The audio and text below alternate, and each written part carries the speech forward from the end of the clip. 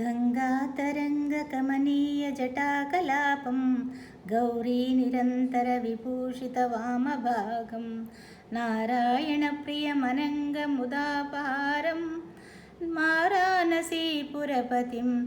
भज विश्वनाथं वाचामगोचरमनेकगुणस्वरूपं वागीशविष्णुसुरसेवितपादपीठं वामेन विग्रहवरेण कलत्रवन्त्रं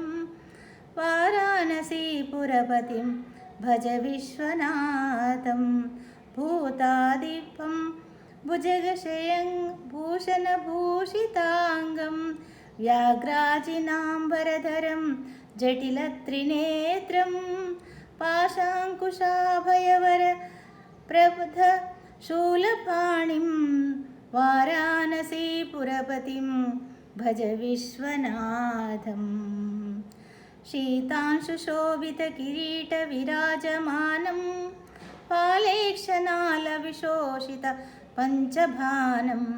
नागादिपारचितभासुरकर्णपूरं वाराणसीपुरपतिं भज विश्वनाथं पञ्चाननं दुरितमत्तमतङ्गजानं नागात्मकं धनुजपुङ्गवपन्नवानां ऋतावानलं मरणशोकजराटवीनां वाराणसीपुरपतिं भज विश्वनाथं तेजोमयं सगुणनिर्गुणमद्वितीयम् आनन्दकन्दपराजितमप्रमेयं नागात्मकं सकलनिष्कलमात्मरूपं वाराणसीपुरपतिं भज विश्वनाथम्